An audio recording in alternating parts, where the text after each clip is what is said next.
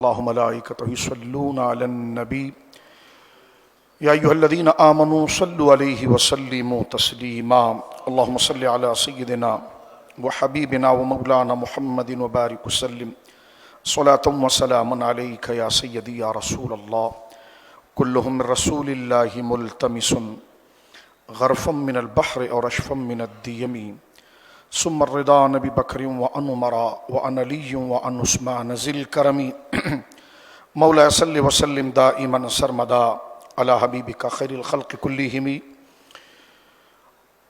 رمضان شریف کے درس تراویح کے اندر گزشتہ سالوں میں ہم نے قرآن کی تاریخ اور قرآن مجید فرقان حمید کو مرتب کرنا اور اس میں صحابہ کرام رضوان اللہ علیہم اجمعین کی خدمات، حضرت سیدنا صدیق اکبر کے دور میں قرآن کو جمع کیا جانا اور حضرت عثمان غنی ذی النورین رضی اللہ تعالیٰ عنہ کے دور میں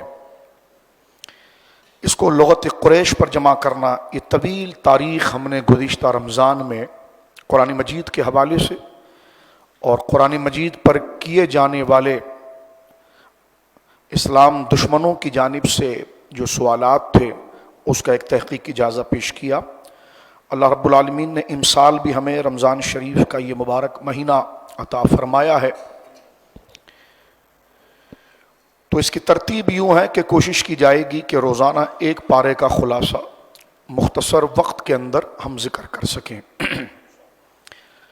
سب سے پہلے تو قرآن مجید فرقان حمید، اللہ رب العالمین جل وعلا کی وہ مبارک کتاب اور آخری کتاب جو ہمارے نبی مکرم صلی اللہ علیہ وسلم کے سینہ مبارکہ پر نازل ہوئی، عربی زبان میں الفاظ اور معنی کا مجموعہ، جبریل امین اسے لے کر آئے اور صحابہ کرام اور امت کے تواتر سے یہ ہم تک پہنچی۔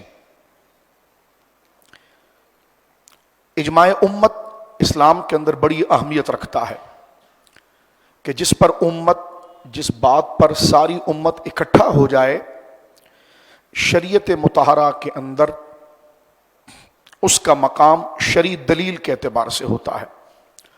قرآن کریم کو اترتا ہوا ہم نے نہیں دیکھا، وحی کا نزول میں نے اور آپ نے نہیں دیکھا، لیکن اس کی سچائی کہ یہ اللہ کا کلام ہے اور ہمارے ہاتھوں میں اگر یہ موجود ہے تو یہ وہی کلام ہے جو اللہ نے اپنے محبوب کے سینے پر بصورت وحی کے نازل کیا۔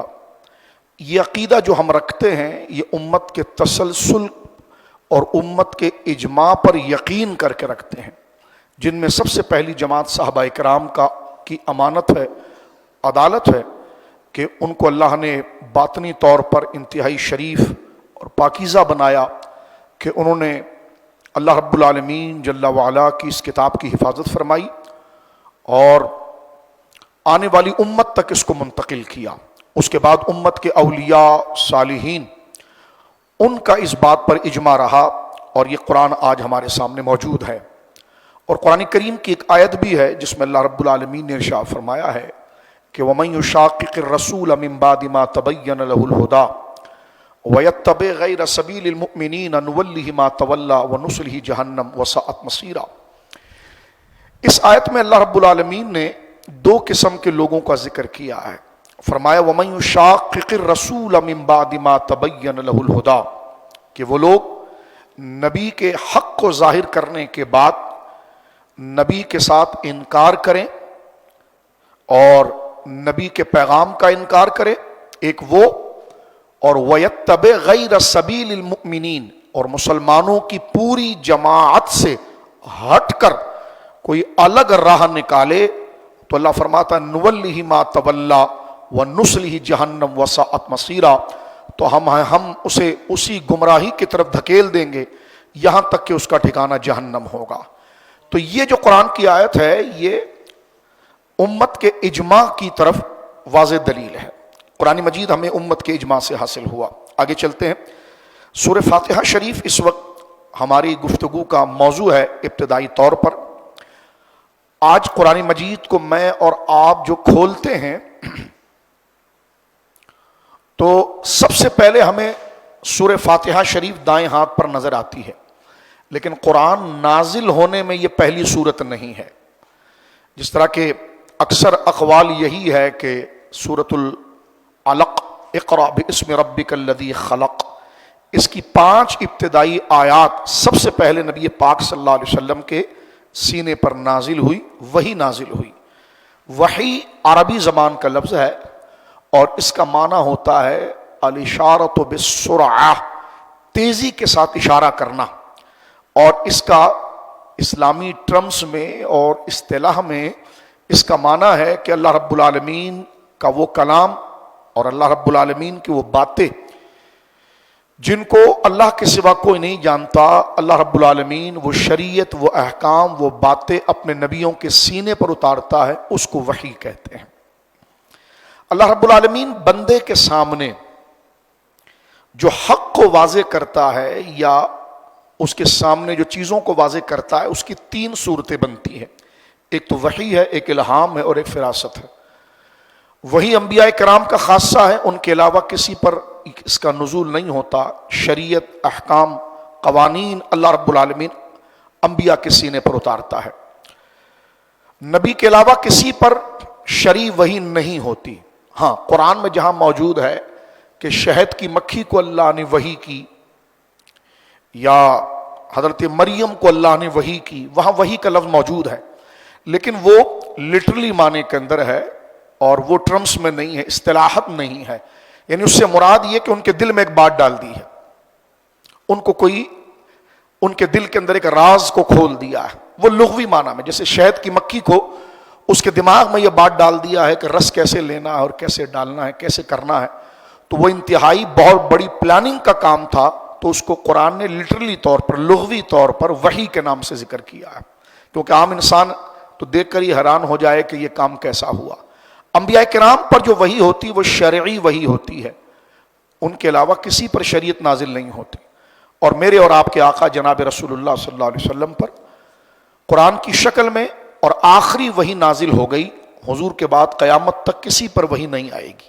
اگر یہ دعویٰ رکھا جائے کہ فلاں شخص پر وحی اتری ہے تو وہ بندہ دار اسلام سے خارج ہے، اس لیے کہ جو کتاب ہے اور جو وحی ہے اور جو نبوت ہے، جو رسالت ہے، اس کا آخری اعلان جناب رسول اللہ سے کرا دیا گیا ہے۔ حضور علیہ الصلوۃ والسلام کے بعد اگر کوئی بندہ کسی بزرگ، کسی محترم، کسی عزت والے شخص کے لیے یہ لفظ کا دعویٰ کرے کہ اس کے اوپر اللہ رب العالمین وحی اتارتا ہے، وحی شرعی اتارتا ہے، تو وہ شخص مسلمان نہیں ہے، دار اسلام سے خارج ہے، کیونکہ وحی شرعی کا جو تعلق ہے وہ انبیاء کے ساتھ خاص ہے، اور حضور علیہ الصلوۃ والسلام اللہ کے آخری نبی ہیں، آپ کے بعد کسی نبی نے آنا نہیں ہے، تو لہٰذا نہ کوئی کتاب ہے اور نہ کوئی وحی ہے۔ یہ ابتدائی چند باتیں تھیں۔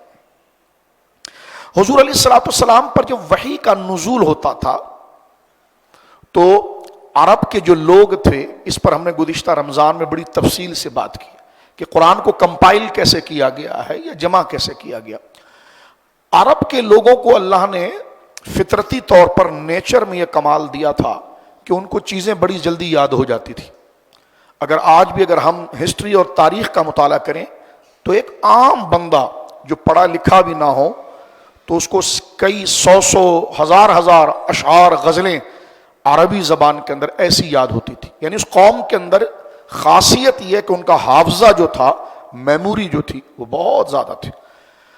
اور پھر حضور علیہ الصلوۃ والسلام کی صحبت میں جب صحابہ کرام آئے اور ایمان کی دولت انہیں ملی، آج اگر ایک کن ذہن غبی جس کا حافظہ کام نہ کرے، وہ حضور پر درود پڑھے، شریعت کی پابندی کرے، تو اللہ اس کو حافظے کی دولت دے دیتا ہے۔ تو صحابہ کرام ایک تو عربی ہیں، یعنی فطرتی طور پر وہ حافظے کے مالک ہیں، دوسرا پھر حضور پر ایمان، حضور کی ذات کی تاثیر نے آپ اندازہ لگا سکتے ہیں کہ ان کے اندر حفظ کی طاقت کو کس قدر بڑھا دیا ہوگا۔ حضور علیہ الصلوۃ والسلام پر جب قرآن کریم نازل ہوتا تو اکثر تاریخ کے مطابق اس کی تکمیل 23 سال 23 ایئرز کے بٹوین، اس کے درمیان میں قرآن مجید کی کہ نزول ہوا۔ حضور پر جو بھی قرآن نازل ہوتا، سرکار علیہ الصلوۃ والسلام اپنے صحابہ کو زبانی یاد کراتے، زبانی یاد کرانے کے ساتھ ساتھ اس کو لکھواتے بھی۔ اب یہاں پر یہودیوں کا خامخواہ کا سوال ہے کہ لکھوانے کے لیے کاغذ کہاں سے لاتے تھے؟ تو ان سے ہمارا ایک بالکل سادہ سا سوال ہے کہ آپ کی کتابیں دیواروں پر لکھی تھی کہ کاغذ پر لکھی تھی؟ انہوں نے کہا جی ہماری تو کاغذ پہ تھی. تو جہاں سے تمہارا کاغذ مہیا ہو جاتا تھا وہ عرب والے یہاں سے بھی کاغذ لے لیتے, کیونکہ ایک فضول قسم کا سوال ہے کہ کاغذ کہاں سے لائیں. کتابت قرآن پر ہم نے گزشتہ رمضان, اگر آپ شوق رکھتے ہیں تو جا کر دیکھیں, اس پر جتنے اعتراض تھے قرآن کے اوپر وہ ہم نے تفصیلاً پورے 30 دن لگا کر اس کا ڈیٹیل کے ساتھ جواب دیا ہے, اور وہ چیز وہاں پر موجود ہے, اور وہ ہمارا موضوع نہیں ہے کیونکہ ہم صرف ایک خلاصہ ذکر کرنے کے لیے بیٹھے ہیں. ایک بات, لیکن یہ ضمناً چیز اس سے کنیکشن رکھتی ہے تو یہ ہم نے آپ کی خدمت میں ذکر کر دیا. حضور علیہ الصلوۃ والسلام پر بیک وقت کئی صورتیں ایک ساتھ اترتی تھی. اگر میں اور آپ قرآن مجید کی سورت کا جو ٹائٹل نیم ہوتا ہے, جیسے آل عمران, بقرہ, آل عمران, نساء, اگر اس نام کو ہٹا دیں تو ہم فرق نہیں کر سکتے کہ ہم کون سی سورت پڑھ رہے ہیں, اس لیے کہ وہ تو عربی ہے, وہ تو ایک جیسی ہے.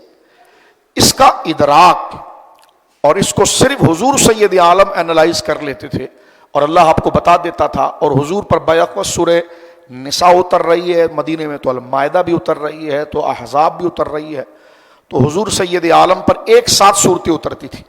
اور سرکار کبھی یوں ہوتا تھا, نہیں اکثر نہیں ہے, کبھی کبھار یوں ہوتا.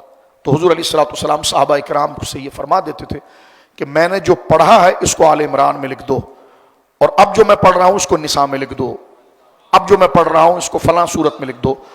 تو یہاں سے کیا کہنے کا مقصد ہے ہمارا؟ کہنے کا مقصد یہ ہے کہ اس کی ترتیب جو ہے یہ کسی صحابی نے نہیں بنائی ہے, یہ توقیفی ہے. صورتوں کے نام بھی توقیفی ہے. اور جو قرآن آج ہمارے سامنے ہے کہ سورہ فاتحہ تو بہت آخر میں اتری ہے, لیکن قرآن کے اندر پہلے کیوں لکھ دی گئی ہے؟ سورہ بقرہ تو مدینے میں نازل ہوئی ہے, اور قرآن کا نزول تو مکے سے شروع ہو گیا ہے, اور سورہ فاتحہ تو دونوں جگہ نازل ہوئی ہے, یعنی مکے میں بھی نازل ہوئی ہے, مدینے بھی نازل ہوئی ہے. تو جو مکے والی صورتیں وہ بعد میں آ رہی ہیں, اور جو مدنی صورتیں وہ پہلے آ رہی ہیں. تو اس میں صحابہ کرام کا کوئی اجتہاد نہیں ہے کہ انہوں نے اپنی مرضی سے ایسا کیا. مسلمانوں کا عقیدہ ہے کہ لوح محفوظ پر اسی طرح قرآن موجود ہے, ترتیب اس کی یہی کہ پہلے سورہ فاتحہ, پھر سورہ بقرہ, پھر سورہ آل عمران, اسی, اور ختم جو ہے وہ سورہ ناس پر ہوتی ہے. ایک جملہ یہاں پر قانونی طور پر آپ سمجھ لیجئے, کیونکہ ہم یہ کوئی تقریر نہیں کر رہے بلکہ اکیڈمک انداز میں ہم بات کر رہے ہیں آپ کے سامنے, تاکہ جو بنیادی قوانین وہ آپ کے سامنے آ جائے. تو یہ جو ترتیب ہے اس کو توقیفی کہتے ہیں. جس میں انسان کا رد و بدل ہوتا ہے وہ توقیفی نہیں ہوتا. ہاں یہ ضرور ہے کہ جو آیات ہیں, یہ آیات کی ایک وجہ تو یہ ہے کہ جہاں حضور علیہ الصلوۃ والسلام وقف فرماتے, ایک قول اس کے لیے یہ بھی ہے. رکوع کی تعداد کے بارے میں یہ بھی ہے کہ جہاں حضور سید عالم صلی اللہ علیہ وسلم نے نماز میں رکوع فرمایا, یا حضرت ابوبکر صدیق یا صحابہ کرام جہاں پر توقف کرتے, یہ الفاظ ہیں. لیکن اس کے ساتھ یہ تمام کا تمام جو ہے وہ قرآن مجید توقیفی ہے. قرآن کی آیات کتنی ہیں, فلاں کتاب میں اتنی لکھی گئی, اس میں اتنی لکھی گئی, صورتوں کی تعداد کتنی ہے, اس پر جتنے سوالات ہیں وہ ڈیٹیل کے ساتھ ہم نے لاسٹ ایئر جو گزرا ہے اس میں ہم نے سوال کے ساتھ پیش کر دیے. سورہ فاتحہ ہمارے سامنے ہے اور ہم سمجھ چکے ہیں کہ یہ کیا ہے. تو اس کی تقریباً 7 کے قریب آیات ہیں, 7 آیات ہیں, اور یہ ترتیب قرآن میں سب سے پہلی یہ سورت ہے. اور یہ سورت وہ ہے جو ہر نماز میں, ہر رکعت میں پڑھی جاتی ہے, اس لیے کہ نبی پاک صلی اللہ علیہ وسلم کا ارشاد ہے کہ لا صلاۃ لمن لم یقرأ بفاتحۃ الکتاب, اس شخص کی نماز نہیں ہوگی جس نے سورہ فاتحہ نہیں پڑھا. اب 2 قسم کے لوگ ہیں. ہم احناف قرآن و سنت اور دیگر دلائل کو سامنے رکھ کر اس بات کو بیان کرتے ہیں. ایک ہے سنگل بندہ نماز پڑھ رہا ہے, اور ایک ہے امام کے ساتھ پڑھ رہا ہے. سورہ فاتحہ ہر صورت, یعنی سورہ فاتحہ ہر کنڈیشن میں ہوگی, ہر حالت میں ہوگی, لیکن امام کے ساتھ جب ہوگی تو اس میں کنڈیشن تھوڑی چینج ہو جاتی ہے. اس وقت جو پیچھے لوگ کھڑے ہیں وہ خاموش رہیں گے, اور وہ ذمہ داری ان کی طرف سے امام ادا کرے گا, لیکن سورہ فاتحہ رہے گی. ہاں اکیلا آپ پڑھ رہے ہیں, سنتیں پڑھ رہے ہیں, نوافل پڑھ رہے ہیں, کبھی جماعت نہیں ہوئی تو اکیلا فرض پڑھ رہے ہیں, تو ہر رکعت کے اندر بالخصوص فرض کی جو 4 رکعتیں ہیں, تو پہلی جو 2 رکعتیں ہیں اس کے اندر آپ کو سورہ فاتحہ, صرف سورہ فاتحہ پڑھنا یہ واجب ہے, اس حدیث پاک سے جو حضور علیہ الصلوۃ والسلام نے ارشاد فرمایا. لیکن دوسری جگہ حدیث موجود ہے, نبی پاک نے فرمایا انما جعل الامام لیتم بہ, امام اس لیے بنایا جاتا ہے کہ لوگ اس کی اقتداء کرے. تو فاذا کبر فکبروا, جب امام تکبیر کہے تو تم بھی تکبیر کہو. واذا قرأ فانصتوا, مسلم شریف, جب امام قرات کرے تو تم خاموش رہو. اور یہ امام اعظم کی دلیل ہے کیونکہ احادیث میں آئی اور یہ قرآن کے کہنے کے بالکل مطابق ہے, قریب ہے اس بات کے, کیونکہ سورہ مزمل کے اندر یہ الفاظ موجود ہے فقرؤوا ما تیسر من القرآن, کہ جہاں سے تمہیں آسان ہو وہاں سے قرات کر لو. تو لہٰذا مطلق قرات فرض ہوگی. اللہ نے یہ نہیں کہا کہ تم نے سورہ فاتحہ ہی پڑھنا ہے, فرمایا جہاں سے تمہیں آسان ہو. اب سورہ فاتحہ بھی قرآن ہے, قل هو اللہ احد بھی قرآن ہے, یعنی غیر سورہ فاتحہ وہ بھی جو ہے وہ قرآن ہے. تو مطلق اگر کسی نے کھڑے ہو کر نماز ادا کی, سورہ فاتحہ نہیں پڑھ سکا, اس نے ڈائریکٹ قل اللہ پڑھ کے رکوع میں چلا گیا, تو فرض تو اس کا ادا ہو گیا کہ تلاوت اس نے کر لی ہے, لیکن وہ سجدہ سہو کرے گا اس لیے کہ مطلق تلاوت فرض تھی اور سورہ فاتحہ پڑھنا واجب تھا, تو ترک واجب کی وجہ سے وہ سجدہ سہو کرے گا. اس کی دلیل کیا ہے؟ قرآن کریم کی آیت ہے. تو یہ وہ صورت ہے جو ہر نماز کے اندر, ہر رکعت کے اندر واجب ہے پڑھنا. یہ 7 صورتوں پر ہے. اس کا مقام کیا ہے؟ ایک بڑی مبارک حدیث میں پڑھنے جا رہا ہوں, حدیث قدسی ہے, مسلم شریف. یہ مسلم شریف میرے سامنے ہے. یوں تو میں نے کوشش کی ہے کہ اب جتنے بھی جمعے آ رہے ہیں اس سال, تو میں ہر سال ہر جمعے کو قرآن کی کسی آیت کے ساتھ ہی جوڑتا ہوں, تاکہ آہستہ آہستہ ہمارے پاس عام زندگی میں وقت ہوتا ہے تو ڈیٹیل کے ساتھ ہم قرآن کو سمجھ سکیں. تو اس سال بھی الحمدللہ جتنے جمعے گئے ہیں تو اس میں ہم نے کوئی نہ کوئی آیت کا ایک انتخاب کرتے ہیں اور پھر اس کو ڈیٹیل کے ساتھ اس کی تفصیل کو بیان کرتے ہیں. انشاءاللہ العزیز رمضان شریف میں اس کے بعد پھر ہم بالاستیعاب قرآن کی تفسیر جمعے کے اندر شروع کریں گے, زندگی رہی تو. یہ مسلم شریف میرے سامنے ہے اور اس کا حدیث نمبر ہے 878. مسلم شریف حدیث قدسی ہے. حدیث قدسی اس حدیث کو کہتے ہیں, آسان انداز میں سمجھ لیجئے, کہ جو بات اللہ رب العالمین کی ہو اور جبریل امین آ کر حضور کو بتائیں. تو حضور علیہ الصلوۃ والسلام شاہ فرماتے ہیں, راوی کہتے ہیں سمعت رسول اللہ صلی اللہ تعالی علیہ وسلم, ہم نے رسول مکرم صلی اللہ علیہ وسلم سے یہ سنا, یقول سرکار یہ فرما رہے تھے, قال اللہ تعالی, اللہ نے مجھ سے یہ بات کی ہے کہ قسمت الصلاۃ بینی و بین عبدی نصفین. اللہ رب العالمین جل وعلا نے یہ ارشاد فرمایا ہے کہ میں نے نماز کو اپنے اور اپنے بندے کے درمیان تقسیم کر دیا ہے. یہ حدیث پاک, میں نے نماز کو اپنے اور اپنے بندے کے درمیان تقسیم کر دیا. پہلے میں عربی کی پوری حدیث پڑھ دیتا ہوں, پھر ترتیب سے اس کا ترجمہ کرتے ہیں. قسمت الصلاۃ بینی و بین عبدی نصفین ولعبدی ما سأل فإذا قال العبد الحمد للہ رب العالمین قال اللہ تعالی حمدنی عبدی وإذا قال الرحمن الرحیم قال اللہ تعالی اثنى علی عبدی فإذا قال مالک یوم الدین قال مجدنی عبدی قال مرة ففوض الی عبدی فإذا قال إياك نعبد وإياك نستعين قال هذا بيني وبين عبدي ولعبدي ما سأل فإذا قال اهدنا الصراط المستقيم صراط الذين أنعمت عليهم غير المغضوب عليهم ولا الضالين هذا لعبدي ولعبدي ما سأل. اللہ اکبر. یہ حدیث پاک مسلم شریف کے اندر موجود ہے. رسول کریم صلی اللہ علیہ وسلم نے ارشاد فرمایا کہ اللہ رب العالمین نے فرمایا کہ میں نے نماز کو اپنے اور اپنے بندے کے درمیان تقسیم کر دیا ہے. یعنی جب بندہ الحمدللہ رب العالمین پڑھتا ہے تو اللہ تعالیٰ کی طرف سے آواز اور ندا آتی ہے کہ میرے بندے نے میری حمد بیان کی, اور جب بندہ کہتا ہے الرحمن الرحیم پڑھتا ہے تو اللہ تعالیٰ کی طرف سے ندا آتی ہے میرے بندے نے میری ثنا میری تعریف کی. اور جب بندہ مالک یوم الدین پڑھتا ہے تو اللہ کی طرف سے ندا آتی ہے کہ میرے بندے نے میری واز و جلالت بیان کی, یا بندے نے اپنے آپ کو میرے سپرد کر دیا. اور جب بندہ کہتا ایاک نعبد و ایاک نستعین تو اللہ تعالیٰ کی طرف سے ندا آتی ہے کہ یہ میرے اور میرے بندے کے درمیان مشترک ہے, یعنی عبادت صرف میری کی جائے گی اور ہر مشکل میں مدد کے طلبگار بندے کی مدد کی جائے گی. اور جب بندہ کہتا ہے اہدنا الصراط المستقیم سے لے کر ولا الضالین تک پڑھتا ہے تو چونکہ یہ کلمات دعا ہیں اور بندہ اللہ تعالیٰ کی طرف سے صراط مستقیم پر قائم و دائم رہنے کی دعا مانگتا ہے تو اللہ تعالیٰ کی طرف سے ندا آتی ہے کہ یہ میرے اور میرے بندے کے درمیان ہے, اور اس نے جو مجھ سے سوال کیا میں نے اس کو عطا کر دیا. سورہ فاتحہ بہت برگزیدہ سورت ہے. وہ بڑے مشہور واقعہ جو بخاری شریف کے اندر موجود ہے، صحابہ اکرام کا ایک قافلہ جا رہا تھا اور انہوں نے کہیں پر پڑاؤ کیا تو ان کو پتہ چلا کہ جناب اس گاؤں کے جو بڑے ہیں یا اس قبیلے کے جو بڑے ہیں ان کو سانپ نے ڈس لیا ہے. تو انہوں نے اعلان کیا کہ بھائی اگر کوئی دم کر سکتا ہے تو وہ آئے اور وہ دم کر دے. دم کا ثبوت بھی یہاں سے دم کر دے.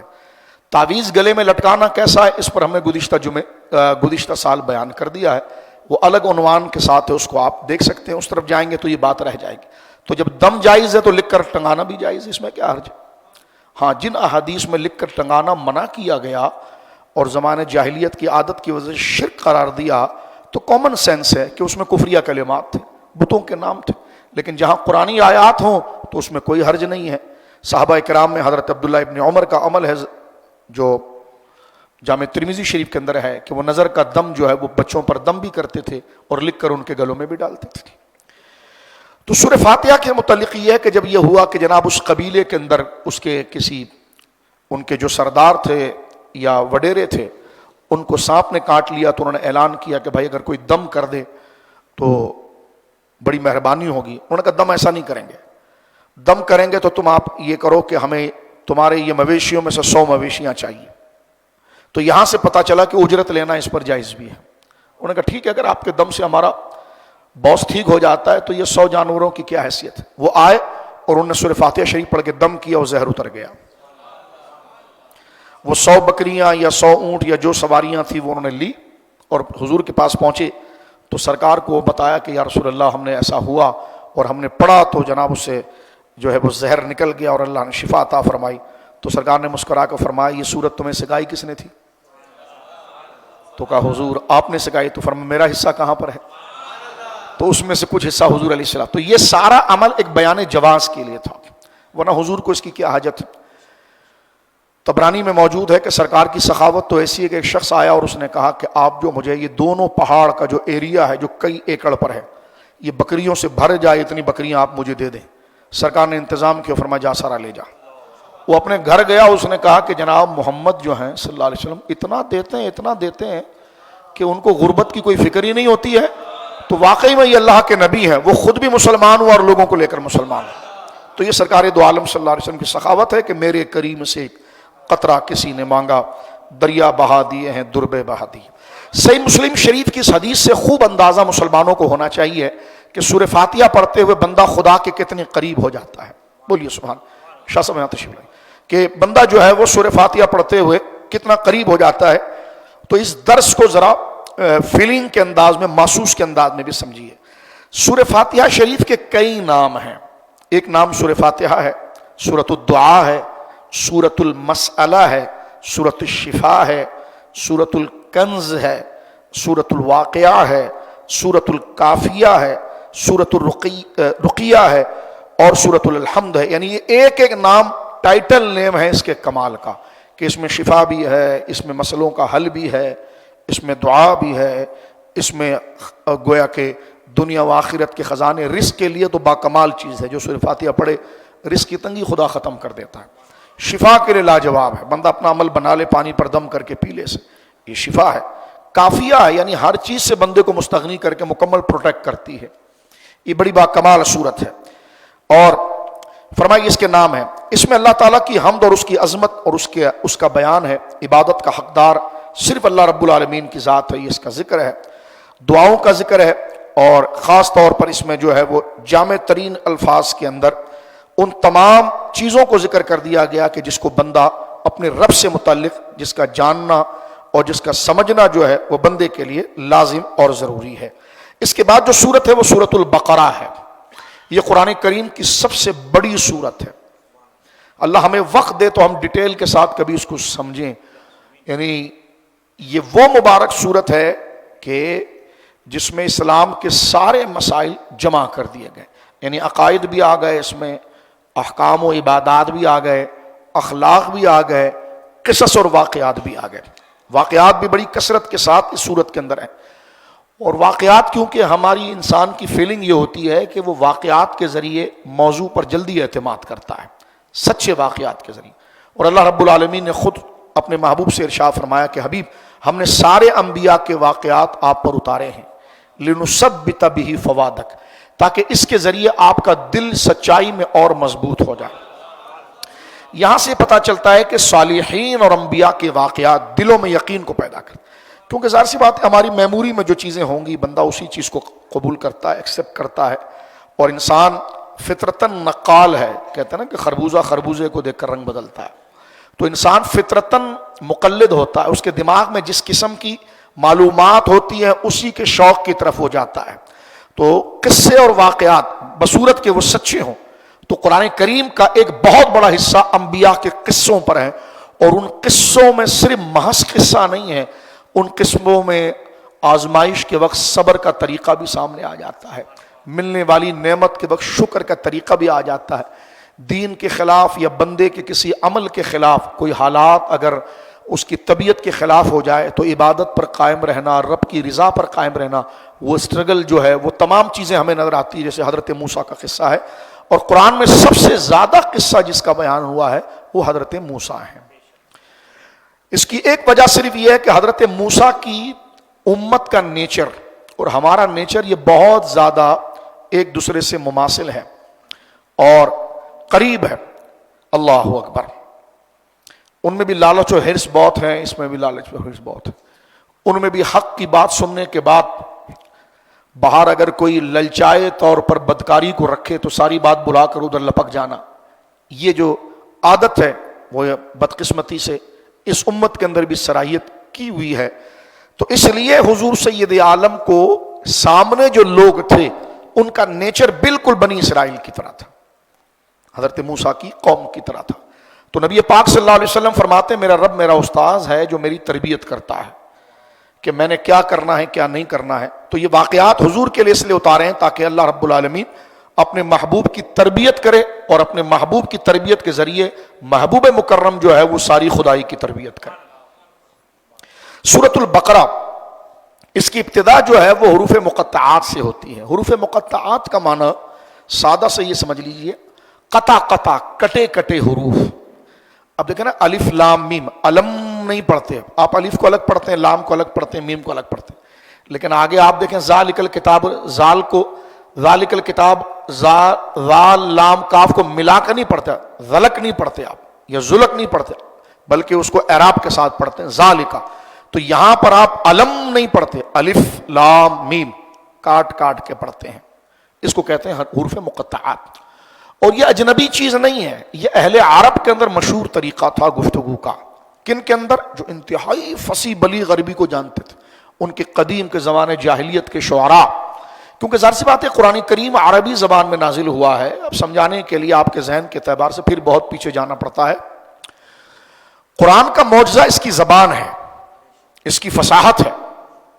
اہل عرب کو گھمنڈ اپنی زبان پر تھا، ان کے بڑے بڑے لوگ عربی زبان کے اندر بڑا ملکہ رکھتے تھے، ان کو بڑی حیثیت دی جاتی تھی، ان کے لکھی ہوئی غزلیں نظم کعبہ کے اوپر لگا دی جاتی تھی، اور جو اپنے مافی ضمیر اور حالات کو بڑے سترے پہرائے اور کلمات میں لکھتا تھا کہ تو لوگ حیران ہوتے، واہ یار کیا بات، اس نے بات تو عام ہے لیکن جس پہرائے میں بات کی ہے نا، جس لفظ کو لا کر بات کی ہے، جو جملہ لا کر بات کی وہ بڑا کمال ہے۔ تو جب قرآن نازل ہوا تو حضور سید عالم نے صرف صحابہ کو ایک آیت لکھ کر دی، انا اعطیناک الکوثر، کا اس کو خانہ کعبہ پر لگا دو، تو سارے عرب جمع تھے کہ جناب ایسا چلن، کیونکہ یہ پورا ایک فن ہے علم فصاحت اور بلاغت، تو وہ زبان کے بڑے رسیہ اور ماہر تھے۔ کاش ہم لوگ اس کی قدر کریں، ہماری تو درس میں ٹانگیں دکھنا شروع ہو جاتی ہے تو یہ راز کہاں بتائیں ہمیں تو پریشانی لاحق ہو جاتی ہے۔ تو علم کی قدر بھی تو ہونی چاہیے، اس لیے جس کو قدر ہے وہ وقت نکال کے اکیلے سے اس کو پڑھے اور سمجھے تو اس کو قرآن سے دوستی ہوگی۔ میرا تو اس سال بھی دل تھا کہ بس یہ بچے میرے پیچھے پڑ گئے کہ خلاصہ قرآن بیان کریں، ورنہ میرا اس سال بھی دل تھا کہ 30 دن میں صرف قرآن کے تعارف پر بات کروں، اللہ کی قسم صرف قرآن کے تعارف پر بات کروں کہ یہ کیا کتاب ہے، اور بحمد اللہ تعالیٰ 30 دن اللہ کے فضل سے ہم بات کر سکتے ہیں کہ یہ کیسی کتاب ہے، اس کے مضامین۔ لیکن بچوں نے مجھے زیادہ راضی اس بات پر کیا اور حکم دیا کہ نہیں آپ آیت کا خلاصہ بیان کریں، تو میں نے کہا کہ چلیں آیت کا خلاصہ بیان کرتے ہیں، لیکن اس کتاب کی قدر تو سامنے ہو کہ یہ کتاب کون سی ہے۔ اللہ اکبر، وقت بھی بڑی تیزی سے گزرتا ہے۔ تو حضور نے وہ جہاں پر ان کے بڑے بڑے قصیدے اور ان کے بڑے بڑے ماہران علم کے قصیدے اور غزلیں اور نظمیں، یہ وہ غزلیں نظمیں نہیں تھی، بلکہ جیسا میں نے کہا کہ حالات حاضرہ کو، لوگوں کے دکھ و درد و محبت و غم کو بیان کرنے کے لیے وہ جو پہرائے، جو جملے، جو انداز لاتے تھے نا، تو یقیناً بیان میں ایک جادو ہوتا ہے۔ مثلا آپ دیکھیں، سیدھی سیدھی آپ بات کوئی نثر میں کریں، یار آج مجھے بڑا غم لگ گیا ہے، ٹھیک ہے، لو اللہ تمہیں صبر دے، لیکن یہی بات اگر نثر کے ساتھ نظم میں ہو اور کوئی شاعر اس غم کو بیان کرے تو آپ ہائے ہائے کرتے ہوئے نہیں تھکتے ہیں۔ تو گویا کہ نظم کے اندر ایک جادو ہوتا ہے۔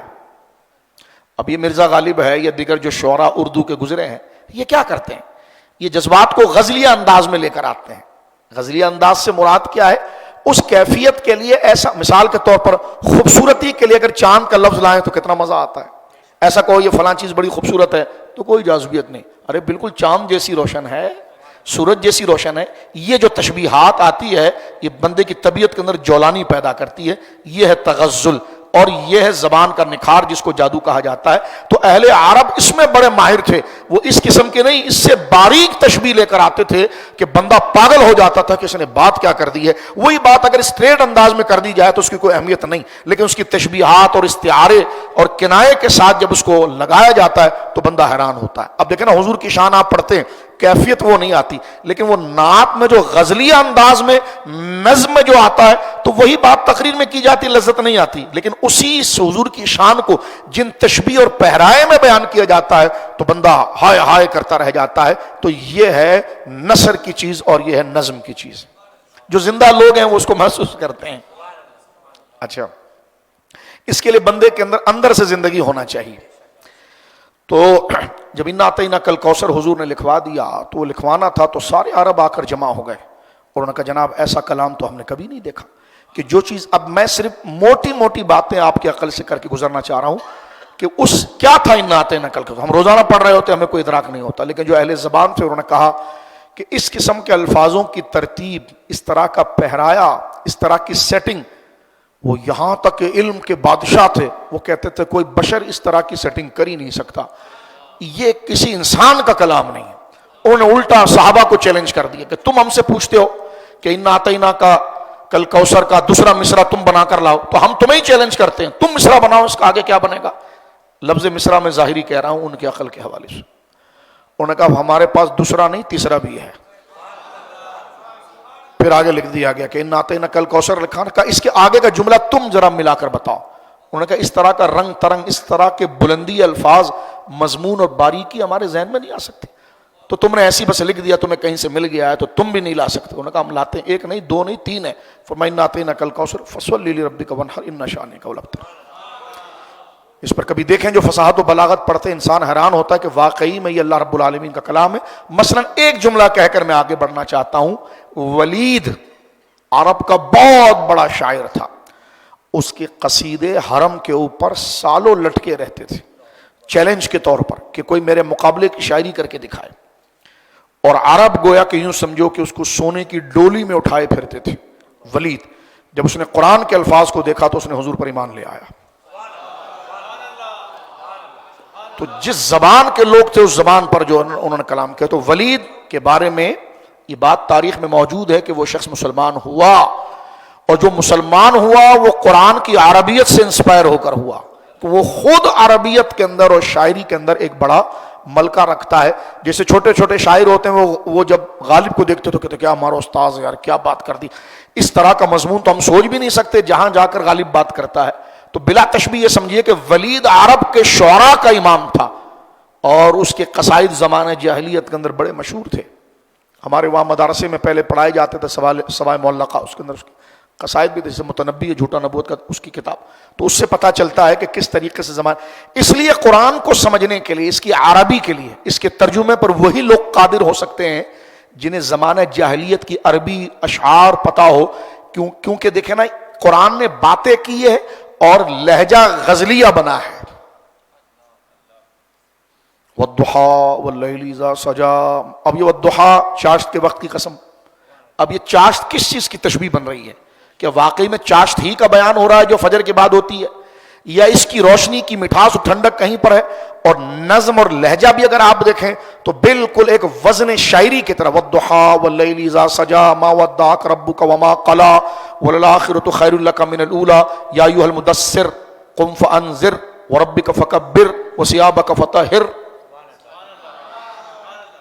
خیر ہم اہل زبان نہیں ہیں، اس کی رونق کو نہیں سمجھ پاتے، اس لیے آپ اہل عرب کو قرات کرتے ہوئے دیکھتے ہیں تو ان کی آنکھیں کیسی موٹے موٹے آنسوؤں سے بہتی ہے۔ اس میں ایک تو رب کا کلام ہونا اور ایک الفاظ کی جاذبیت جو تھے، یہ میں آپ کی خدمت میں عرض کرتا ہوں۔ تو سورہ بقرہ کے اندر جو ابتدا ہے وہ الف لام میم سے شروع ہوئی ہے۔ اس پر میں صرف اتنا عرض کر دینا چاہتا ہوں کہ سورہ بقرہ الف لام میم حروف مقطعات ہیں، کٹے کٹے الفاظ، لیکن اس کا معنی ہے۔ اور یہ طرز اس قسم کے کلام کا انداز کوئی اچانک نہیں آیا، ورنہ جہاں دیگر چیزوں پر کافروں نے اعتراض کیا تو وہ الف لام پر بھی اعتراض کر دے گی، یہ کیا بات ہو گئی، یہ کون سا، یہ تو محمد لفظ ہے۔ محمد لفظ اس کو کہتے ہیں جس کا کوئی معنی نہیں ہوتا، جیسے آپ کہتے ہیں روٹی ووٹی، روٹی شوٹی، پانی وانی، تو پانی کا تو ایک معنی آپ کے دماغ میں ہے بہتی ہوئی چیز، لیکن وانی کوئی چیز نہیں۔ تو جو لفظ کہتے ہیں جو چیز زبان سے نکلے وہ اپنا ایک کوئی تصور اور حقیقت رکھتی ہے، جیسے روٹی بولتے ہیں تو ذہن میں ایک تصویر آ جاتی ہے، ووٹی سے کوئی تصویر نہیں ہے، وہ ایک محمد لفظ ہے، وہ لفظ ما یتلفظ به الانسان، زبان سے نکلا ہے وہ، لیکن اس کا کوئی معنی نہیں ہے۔ تو جس لفظ کا معنی نہ وہ محمل و بیکار ہے، تو الف لام میم کا ایک معنی ہے۔ اگر اہل عرب اس کو سمجھتے نہیں تو وہ اعتراض کر جاتے کہ جناب یہ کیا محمل کلام ہو رہا ہے۔ تو یہاں سے علم عربیت کے ماہرین نے یہ جملہ کہا کہ زمانے جاہلیت میں یہ طرز تھا، ایک تو مکمل منظوم الفاظ میں بات کرنا، یہ تو عام ہے جیسا ہوتا ہے، لیکن ایک ہے کہ کٹے کٹے الفاظوں میں بات کرتے ہیں، اور وہ کسی طرف اشارہ کرتا تھا۔ تو قرآن نے بھی ان کو ہدایت کے لیے بتایا کہ تم تو ان الفاظوں کو اس ترتیب سے لیتے ہو، ہم دیکھو کیسے بات کرتے ہیں۔ آج تک کسی فرد بشر نے اس قسم کے کلمات کو جمع نہیں کیا اور اس کے معنی نہیں، اس لیے آپ دیکھتے ہیں کہ قرآن کی درجنوں چیزوں پر کافروں نے اعتراض کیا، حروف مقطعات پر نہیں کیا، تو پتا چلا وہ اس زبان کے لہجے سے آری نہیں تھے۔ اس میں کوئی شک نہیں کہ جو انداز قرآن نے اختیار کیا وہ ان کی فکر سے اوپر تھا۔ اگر آپ سمجھ سکیں اور میں سمجھا سکا ہوں تو یہ تو اس کی لفظ کی اس کی جو ہے کہ وہ صورتحال ہے۔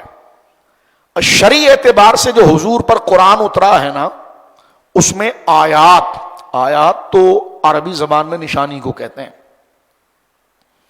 اور سورت جو ہے وہ باؤنڈری کو کہتے ہیں۔ سورت کا معنی تھا باؤنڈری، جہاں سے آپ نے اپنے حد باندھ دی ہے، بس سورت کہتے ہیں باؤنڈری کو، اور آیات کہتے ہیں نشانیوں کو جس میں حق کو واضح کیا جائے۔ بات کو یہاں سمیٹتے ہیں کیونکہ آگے دیگر پروگرام بھی ہے۔ حضور سید عالم صلی اللہ علیہ وسلم پر جب قرآن نازل ہوتا، آیات نازل ہوتی، تو بیان مسئلہ اور بیان وضاحت کے اعتبار سے اس کی دو کیفیت ہوتی۔ ایک اتنی واضح بات ہوتی تھی کہ جس کو پڑھ کر بندہ فوراً سمجھ جائے، ان آیات کو کہتے ہیں محکم، اور اس کی جمع محکمات، جو آگے سورہ آل عمران میں محکمات قرآن کی ان آیات کا معنی ہے کہ ترجمے سے ہی آپ کو سمجھ میں آ جائے گا بات کیا ہو رہی ہے۔ اور ایک آیات ہے متشابہات، تشبہ، کہ اس میں آپ کو کنفیوژن رہے گی، یار یہ بھی معنی تھا، اس کے اور ڈیپ میں یہ بھی معنی ہو سکتا ہے، اور ڈیپ میں، یعنی حقیقت اتنے پردوں کے اندر ہے۔ تشابہ، آپ کوئی بھی معنی لے گا آپ کو شک پیدا ہوگا کہ نہیں یہ نہیں ہے، اور اچھا یہ معنی ہو، اچھا پھر اس کے بعد یہ معنی ہو سکتا ہے۔ تو یہ دو قسم کی آیات قرآن کے اندر ہے، ایک ہے آیات محکمات اور ایک آیات متشابہات۔ پوری شریعت اور لا اسلام کا جس میں آیا ہے وہ محکمات میں آیا ہے، اور عقل بھی یہ چاہتی تھی کہ اگر ایسی آیات میں اللہ توحید کو بیان کرے، رسالت کو بیان کرے، آخرت کو بیان کرے، نماز روزہ زکوٰۃ کو بیان کرے، جس کا لفظی بندے کو سمجھ میں نہ آئے تو یہ تو بالکل عجیب سی بات ہوگی۔ تو جس میں اسلام بیان ہوا ہے، اسلامی تعلیمات بیان ہوئی ہے، وہ محکمات ہے، بالکل کہ قل اللہ احد، بالکل واضح جی، ابھی کوئی متشابہات، بالکل اللہ الصمد، اللہ بے نیاز، بالکل واضح، بالکل جناب جو یہ بات۔ لیکن کچھ آیات متشابہات ہیں جس کا معنی بہت پردے میں ہے، اور اس کو اللہ کے سوا کوئی نہیں جانتا، لیکن اللہ رب العالمین اس کو کشادہ کرتا ہے راسخون فی العلم میں، کہ جن کو قرآن کے ساتھ مزید رسوخ اور گہرائی ہوتی ہے، اور وہ اس کی طلب کے پیچھے پڑتے ہیں. راسخین فی العلم، راسخون فی العلم، علم کے اندر زبردست عالم، اور وہ رب کے قریب ہونے کے لیے اس کے کلام کو جاننے کی کوشش میں رکھتے ہیں، تو اللہ ان کے دلوں سے پردہ ہٹاتا ہے اور ان کو وہ روشنی پڑ جاتی ہے. راسخون فی العلم، اور وہ راسخون فی العلم کو بھی یہ مقام تو حضور کے قدموں کی وجہ سے ملتا ہے. تو جو راسخون علم ہے وہ متشابہات کے علم میں پہنچ جاتے ہیں. تو یہ سارا فیضان تو چمک تجھ سے پاتے ہیں سب پانے والے. تو حضور علیہ الصلوۃ والسلام آیات متشابہات سے الیاذ باللہ آپ کے لیے عدم علم یا آپ کا علم نہ ہونا، کوئی دیوانہ اور پاگل ہی اس قسم کی بات کر سکتا ہے. ایک بات یہاں پر ملا جیون نے بڑی پیاری کی ہے، وہ بھی کر دوں تاکہ بات مکمل ہو جائے. ملا جیون رحمۃ اللہ علیہ، ان کا نام ہے شیخ احمد رحمۃ اللہ علیہ، بہت بڑی شخصیت ہے. اللہ اکبر. حضرت اورنگزیب رحمۃ اللہ علیہ کے استاذ ہیں. یہ اورنگزیب رحمۃ اللہ علیہ کو پڑھایا بھی ہے، بعد کے بڑے بڑے لوگوں کو پڑھایا ہے.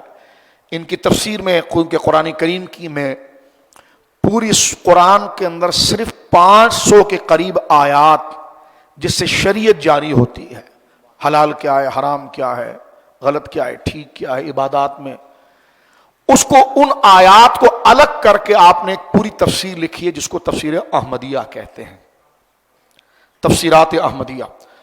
آپ کا نام احمد تھا، ملا جیون آپ کا لقب ہے. ملا اس زمانے میں متبحر عالم کو کہتے ہیں، جیسے قاضی القضاء، مفتی اعظم، ہمارے وہاں یہ مشہور ہوا ہے.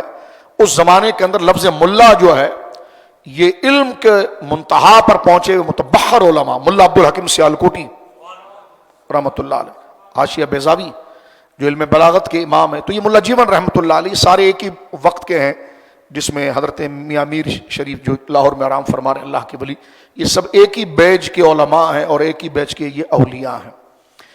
تو ملا جیون رحمۃ اللہ علیہ کی کتاب ہمارے مدرسوں میں بھی پڑھائی جاتی ہے، نور الانوار. وہ پڑھانے والا استاد اندازہ لگاتا ہے کتنی دقیق کتاب ہے. اس میں صرف جواب چل رہے ہوتے ہیں، سوال خود نکالو بس. یعنی وہ کتاب اس طرز پر لکھی اصول پر کہ جناب اس میں جوابات ہیں، استاد محنت اور مطالعہ کر کے سوال نکالتا ہے کہ ملا جیون کس سوال کا جواب دے رہے ہیں. یعنی آپ دیکھیے کہ علم کا رسوخ کتاب لکھنے کا انداز بتاتا ہے کہ ان کے علم کی گرمی اور اٹھان اور پختگی کتنی ہے. لوگ کہتے ہیں اعلیٰ حضرت نے آسان کیوں نہیں لکھا. ہم نے کہا وہ آسان لکھتے تو اعلیٰ حضرت کیسے ہوتے. ایک KG کا بچہ کسی مسئلے کو لکھ رہا ہو اور ایک گریجویٹ لکھ رہا ہو، وہ کہیں گے جی گریجویٹ اس طرز پہ تم جاہل ہو، وہ پڑھا لکھا آدمی اس لہجے میں وہ کیسے لکھ سکتا ہے. تو لوگ کہتے ہیں یہ اعلیٰ حضرت نے کیوں اتنی مشکل کتابیں لکھ دی. تو ہم نے کہا کہ بھائی جیسا ان کا علم ہے جو تقاضا کرتا ہے، کل کو تم کہو گے قرآن میں بڑی مشکل بات آئی، تو اگر گریجویٹ شخص کے کوالیفائڈ شخص سے کہا جائے بھائی KG کا بچہ تو دیکھو اتنے اچھے سادے کھلے الفاظوں میں لکھتا ہے، اور ڈاکٹر کو کہا جائے آپ کی تو رائٹنگ بھی سمجھ میں نہیں آتی، تو یہ علم سے دوری یا علم میں ناپختگی کی علامت ہے. تو ملا جیون رحمۃ اللہ علیہ کا میں ذکر کر رہا تھا. ملا جیون رحمۃ اللہ علیہ نے تفسیر احمدیہ شریف میں یہ بات بڑے پتے کے لکھی. فرمایا کہ دیکھو یہ نہیں ہو سکتا، مثال کے طور پر ہم اردو بولتے ہیں، اگر کوئی آ کر چائنیز میں تقریر شروع کر دے، چائنیز زبان بولے، لوگ بولیں گے بھائی ہمارے کو تم کیا فائدہ اس سے ہوگا، ہمارے کو تو زبان بھی سمجھ میں نہیں آتی.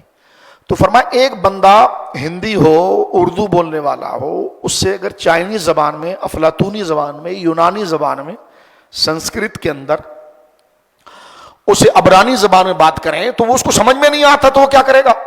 تو فرمایا جب تمہیں یہ بات سمجھ میں آتی ہے کہ جب کلام کسی سے کیا جاتا ہے تو اس کو زبان آنی چاہیے، تو اللہ رب العالمین نے ایسا کلام اپنے حبیب سے کیا جو حضور کو آتی نہیں تھی. تو یہاں سے تو عقل سے یہ بات ثابت ہو گئی کہ الف لام میم کاف ہا یا عین صاد یہ سب حضور جانتے تھے، تو اللہ رب العالمین نے آپ سے کلام کیا.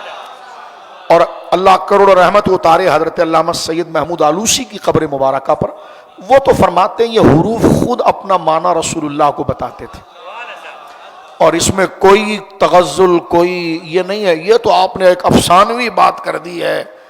تو میں نے کہا جو تیرے دماغ میں آ رہا ہے وہ کون سی حقیقت ہے؟ یہ تو افسانوی. ہم نے کہا پوری بات سمجھ لو، پہلے سن لو. یہ بات کرنا کہ یہ حروف حضور سے بات کرتے ہیں، تو کیا حروف کلمات آواز نہیں رکھتے؟ اس پر ایک الگ بات کر لیں. انہوں نے فرمایا جیسے حضور سید عالم کے ہاتھ پر کنکریاں بولتی تھی، بس پتھر کبھی بول سکتا ہے لیکن پتھر بول. اور قرآن کہتا ہے، قرآن میں تو موجود ہے جو قرآن کو مانتے، بہت سے پتھر ہیں جو اللہ کے خوف سے گر جاتے ہیں. تو پتہ چلا ایک لحاظ سے رب کی معرفت تو اللہ نے اپنی معرفت تو اس میں بھی رکھی ہے. ایک لحاظ کی حس جو ہے، مانا کو وہ حیوانی حس نہیں ہے لیکن اس کے اندر موجود ہے. تو اب آپ دیکھیے یہاں کو بات کو ختم کر دیتے ہیں کہ تو حضور سید عالم سے یہ بات الف لام میم کاف ہا یا عین صاد یہ باتیں کی گئی ہیں، تو جناب رسول مکرم صلی اللہ علیہ وسلم یقیناً اس کا علم رکھتے ہیں، اور اس کی ایک دلیل قرآن سے مزید پڑھ دی جائے جو سورہ قیامہ کے اندر موجود ہے کہ جب حضور پر قرآن اترتا تھا تو اللہ نے فرمایا ان علینا جمعہ و قرآنہ، اے حبیب مکرم صلی اللہ علیہ وسلم ہم نے جو یہ قرآن اتارا ہے، کیونکہ حضور علیہ السلام دیکھو اگر کسی کو نظمیں قصیدے یا کوئی الفاظ یا کوئی پیرائی یا کوئی پیراگراف یاد کرنے کی عادت ہو تو وہ آگے پھر 2 پیراگراف یاد کر سکتا ہے، 3 کر سکتا ہے۔ حضور نے کسی بات کو کبھی زندگی میں رٹا ہی نہیں ہے، نہ کبھی کوئی شعر یاد کیا نہ کوئی نظم، تو حافظے کی عادت کیسے آئے گی؟ دیکھو نا چھوٹے سے بچے کو پہلے اے با کاڈا یاد کراتے ہیں تو پھر وہ ویکیبلری اس کی بڑھتی چلی جاتی ہے، صلاحیت بڑھتی ہے۔ تو حضور نے تو کبھی کسی نہ غزلوں کو پڑھا نہ نظموں کو پڑھا نہ کسی استاد کے سامنے گئے، تو اب جب قرآن اتر رہا ہے تو وہ زبان سے ادا کرانا ہے، اس کو دل میں بٹھانا ہے، تو دل میں بٹھانے کے لیے اس کو رٹنا ضروری ہے، اور رٹنے کی عادت آپ کے مزاج مبارکہ میں نہیں ہے۔ اگر رٹنے کی عادت لائے تو آپ کی نبوت پر اعتراض کھڑا ہوگا کہ شاید یہ بھی آپ نے کہیں سے رٹا ہوا ہے۔ تو رٹنے کی سرے سے علم کا جو طریقہ ہے، گیجول گویا کہ طریقہ ہے جو ایک معمول کا طریقہ ہے، وہ تو حضور کے پاس نہیں ہے، کبھی حضور نے نہیں کیا۔ تو اللہ نے فرمایا حبیب آپ بے فکر رہیے، ان علینا جمعہ، آپ کے سینے میں قرآن کو ہم خود جمائیں گے، وقرآن، اور آپ کی زبان سے ہم خود پڑھوا دیں گے، فَإِذَا قَرَأْنَاهُ فَاتَّبِعْ قُرْآنَهُ۔ اس کی ایک تفسیر یہ کہ جب جبریل آ جائے آپ کے پاس اور وہ قرآن پڑھتے رہیں تو آپ خاموشی سے سنتے رہیں، اور جب جبریل چلے جائیں گے تو آپ کو یاد بھی ہم کرا دیں گے اور زبان پر جاری بھی کرا دیں گے۔ یعنی ایک تو اس کے یہ ورڈنگ ہے قرآن کی، لیکن اس کی میننگز کیا ہے، اس کی صحیح انٹرپریٹیشن کیا ہے؟ کیا صرف الفاظ رٹائیں گے؟ آگے اللہ نے فرمایا ثم ان علینا بیانا، ان الفاظوں کا معنی اور مقصد جو ہے وہ بھی آپ کو سکھانا ہماری ذمہ داری ہے۔ لہٰذا اتنے حقائق سامنے ہونے کے بعد کوئی جرت کر سکتا ہے کہ قرآن کی فلاں آیت کی حضور کو خبر نہیں یا الف لام میم کی خبر نہیں؟ یقیناً وہ خود بے خبرہ ہے کہ اسے خود کی خبر نہیں ہے، تو وہ امام الانبیاء کی طرف جا رہا ہے۔ تو ایسی کئی باتیں بیان کی جا سکتی ہیں۔ سورہ نحل میں تو اللہ نے یہاں تک فرمایا کہ حبیب، اللہ رب العالمین جل وعلا ارشاد فرما رہا ہے حضور علیہ الصلوۃ والسلام کے مقام و مرتبے کے لیے کہ جو قرآن ہم نے، کتاب ہم نے آپ پر نازل فرمائی ہے، اس کو کھول کر آپ لوگوں پر بیان کر دیں، اس کو آپ کھول کر بیان کر دیں۔ تو حضور کے سامنے جب کتاب کا لفظ استاد کھول کے کب بیان کرے گا؟ جب لفظ کو وہ خود سمجھتا ہو اور مکمل اسے اعتماد اور گہرائی ہو، تب وہ طالب علموں کے سامنے کھول کے بیان کر سکتا ہے۔ تو قرآن نے جو لفظ فرمایا کہ حبیب اس کتاب کو کھول کر بیان کر دیجئے، تو کھول کے بیان کرنے سے کیا مراد ہے کہ جو اس کا معنی اور مقصد ہے تو اللہ رب العالمین نے اس سے آپ کی ذات مبارکہ کو مطلع فرمایا ہے۔ یہ تمام حقائق ہے۔ سورۃ البقرہ کی ابتدائی آیت کی طرف ہم نے تھوڑی سی توجہ دلائی انشاءاللہ العزیز، کیونکہ آج زیادہ وقت قرآن کے تعارف میں گزر گیا ہے۔ کل انشاءاللہ ہم ڈائریکٹ ہی آیت نمبر 1 ذالک الکتاب لا ریب فیہ سے لے کر آخری جہاں تک اللہ توفیق دے گا ذکر کرنے کی کوشش کریں گے۔ وقت ملے تو تشریف لائیے، کچھ الگ سے بات کرنے کی کوشش کریں گے۔ اللہ رب العالمین جل وعلا آپ کے بیٹھنے کو اور اس اخر کے کہنے کو اپنی بارگاہ میں قبول فرمائے۔ جو سادات اور علماء تشریف لائے اللہ تمام کا آنا قبول فرمائے۔ ہمیں چاہیے کہ قرآن کے لیے وقت نکالیں، اس کو سمجھیں، اس پر غور کریں، اور غور کرنے سے پہلے ضرورت ہے کوئی کلاس لی جائے، کچھ سمجھا جائے، ایک مفہوم، ایک حقائق تو دماغ کے اندر ہو جس کو بیس بنا کر، سورس بنا کر بندہ آگے چلے۔ تو میں نے اپنے اس موضوع سے ہٹ کر پھر تنزل کیا ہے، ورنہ آج میں نے پورا ایک پارے کی خلاصہ گویا کہ 40 منٹ میں آپ کو سنا دینا تھا، لیکن مجھے یہ ڈر لگا کہ شاید دلچسپی پیدا نہ ہو، کوئی شک ہو، تو لہٰذا پیچھے سے میں نے اس کو کنٹینیوٹی اس کی گزشتہ سال والی جاری رکھی، کچھ کتابت کے حوالے سے اور کچھ ضروری باتیں شوق تلاوت کے لیے میں نے یہاں پر بیان کی۔ میرا تو دل یہ تھا کہ میں انقلاب قرآن پر بات کرتا کہ قرآن نے دنیا میں کیسے انقلاب پیدا کیا ہے اور قرآن کا تعارف کیسا ہے، تاکہ ہم کتاب اٹھائیں تو ہمیں یہ نہ لگے کہ ہم کسی کاغذ کو پکڑ رہے ہیں، ہم یہ سمجھیں کہ دنیا و آخرت کا خزانہ ہمارے ہاتھ میں ہے، ہمارے اندر یقین اتنا ہو جائے کہ ہم صرف رٹے کی طرف نہ جائیں، صرف حروف کی سیاہی کی طرف نہ جائیں، کاغذ نہ سمجھیں اس کو، بلکہ دیکھیں کہ یہ اللہ کی کیسی کتاب ہے، رسول اللہ نے اس کو کیسے پایا، صحابہ نے اس کے ساتھ کیسے پایا۔ اللہ اکبر۔ بڑے بڑے ائمہ، جس طرح دیکھیں ہم ختم غوثیہ شریف پڑھتے ہیں، پڑھنا جائز ہے، لیکن غوث اعظم ساری رات قرآن ہی پڑھ رہے ہوتے تھے۔ تو آخر اس کتاب کی تلاوت میں کیا ہے؟ اور یہ بندے کی طبیعت میں انقلاب کیا بپا کرتی ہے، اللہ اکبر۔ اس خوشبو سے قریب ہونے کی بہت ضرورت ہے۔ بڑے بڑے اکابر ہیں، ان کے کئی کتابیں لکھی، لیکن جب وہ خود بیٹھتے ہیں تو صرف قرآن پڑھتے ہیں۔ اس قرآن میں ہے، یہ اللہ کی کتاب ہے، کبھی زندگی اللہ مہلت دے تو ہم قریب آ کر اس کو عقلی اور لاجیکل انداز میں سمجھیں کہ وہ کیا چیز ہے، اور علماء نے بڑی محنت کے ساتھ اس کیفیات، اس فیلنگ کو جمع کیا ہے۔